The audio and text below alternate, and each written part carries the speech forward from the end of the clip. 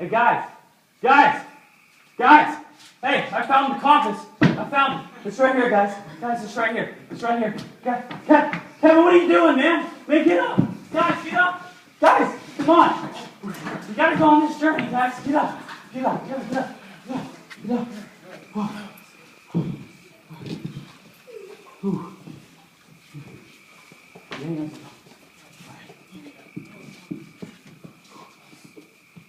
Man, what a day it has been here at Carolina Bible Camp, week 1. I am so excited to be here. I'm so blessed. You got that, David? I'm so blessed to be here right now. I'm so honored to be here. Kevin, yesterday, he did such an amazing job on Abraham. He talked about how Abraham and how God came to Abraham. He's like, Abraham. He's like, I want you to take your son, your only son, the one that you love so dearly, and I want you to take him. I want you to sacrifice him and give him up for me. You know, I'm not a parent, so I don't fully understand yet what must have been going through Abraham's mind at that moment in time. To help you guys kind of understand, for us younger guys here, including me, I want you to think of one item. One item that you love so dearly that is irreplaceable. Now, once you got that one item in mind, I'm going to ask, can you give it up to God? Right now, as you speak, can we give it up to God?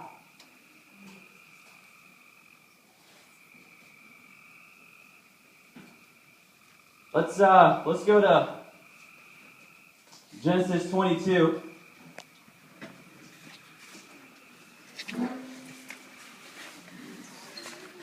Starting in verse 3. It reads, So Abraham rose early in the morning and saddled his donkey.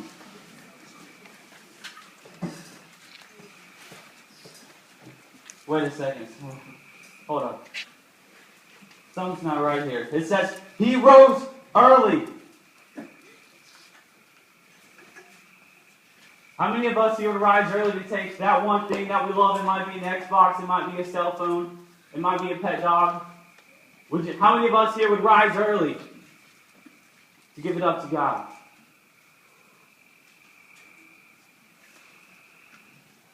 You know, how often does it seem like we put God on hold?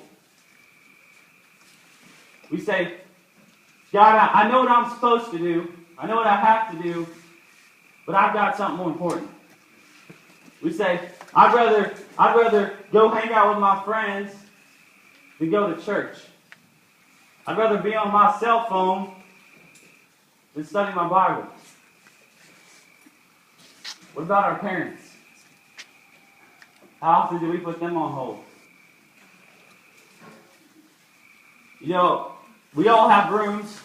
We all have cabins. And I remember one time, you know, my room was a mess. And don't say your room's never been a mess, because I've seen those cabins. They're a mess. I remember one time I was probably playing video games or something, and my mom comes upstairs and she's like, "Hey, Matt." I'm like, "Yes, ma'am. I need you to do something for me." I'm like, "What is that?" She's like, "I want you to clean your room." I'm like, "All right, Mom, don't worry about it. It'll get done. It'll get done. Don't worry about it." So I'm doing my thing, whatever, playing my video games, and about 5 minutes pass. She comes trudging back upstairs, and she's like, "Matt." I'm like, "Yes, ma'am." She's like, "What are you doing?" "Playing video games." She's like, "How come your room isn't clean?" And I said, "But Mom, I said I'd get to it. I said it was going to get done, Mom." And she looked at me straight in the eyes and she said, "To delay is to disrespect." Think about that. To delay is to disrespect. Abraham did not delay God. He rose early. It continues on, and he saddled up his donkey and took 2 of his young men and with him and Isaac his son, and he split the wood for the burnt offering and arose, and he went to the place of which God had told him. You know what I love about Abraham is his heart. Abraham did not hesitate. He submitted to God.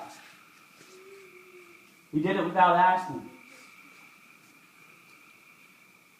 Another great example in the Bible about submission would be in Luke 5. If you can turn there with me, Luke chapter 5. And this is probably one of my favorite stories in the Bible. It's when Jesus, he's out near Lake, I think it's Gennesaret, and he's preaching, he's teaching, and he's drawing in a great number of crowds. And it comes to a point, the crowd is so large that he can no longer teach from land. Think about that for a second. It's amazing. And so he finds Simon, and they're out there, they're cleaning their nets and stuff like that. And he's like, "Simon, I need you to take me out to the waters so I can preach to all these people." Let's see what happens in verse 4. It says, "When he had stopped speaking, he said to Simon, 'Launch out into the deep and let down your nets for a catch.' But Simon answered and said to him, 'Master, we have toiled all night and caught nothing.'" You know, as an experienced fisherman, me and my bros, we love to fish. If we're not fishing, we're either in church, watching Duck Dynasty,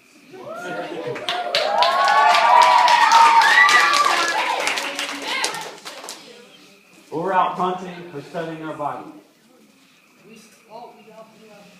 Now, Simon and his crew, they've been fishing all night. They've been out all night and didn't catch a single thing. You know, me and my bros, we go down to the lake every once in a while, as much as we can, and we get in about a 10-foot long John boat, all 3 of us. We'll load it up with coolers, our fishing gear, and you know, we'll put everything we can in there, and it's a lot of fun. It's a blast. You know, there's some nights we go out there and we catch boatloads full, as many as we can catch, and we fry them up and they taste great.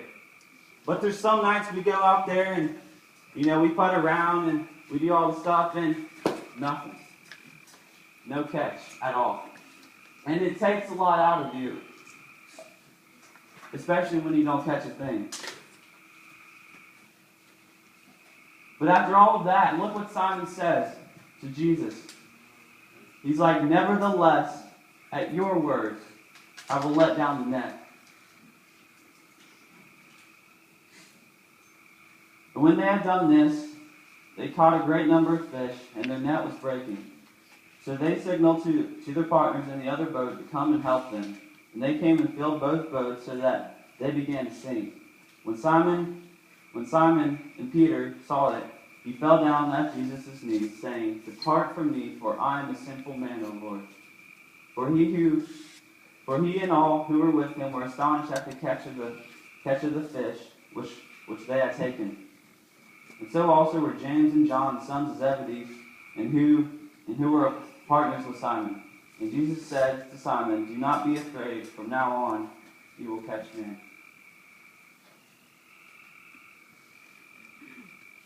You know, it's amazing what happens when we submit to God. God, He blesses us in so many ways. And Jesus here, He blesses them with a whole bunch of fish.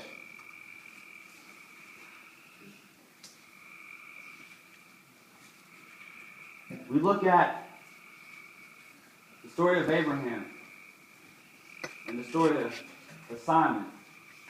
We compare them both and we look at their hearts. Their hearts were in the right place. You know, it's not always easy to follow the right path, and Patrick Boozer, he'll be talking about that tomorrow. But we look at their hearts, and their hearts were in the right place, and at the same, just as Simon and Abraham, their hearts were in the right place. Our hearts should also be in the right place during worship. They both did not hesitate. They both submitted to God. They didn't ask Him questions. You know, the song Father God we'll be singing here in a minute. The chorus goes, "May my steps be worship, may my thoughts be praise, may my words bring honor to your name." The song's talking about our everyday life and how we walk with God and how we think and the actions we take. Are we glorifying God the way we live? If not, what do we need to do to fix that?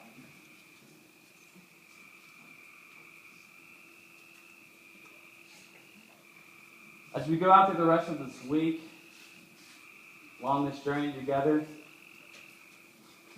I want us to keep ever mindful of who God is and submit to Him in everything. Give Him the glory, give Him respect and the honor that God deserves. Thank you.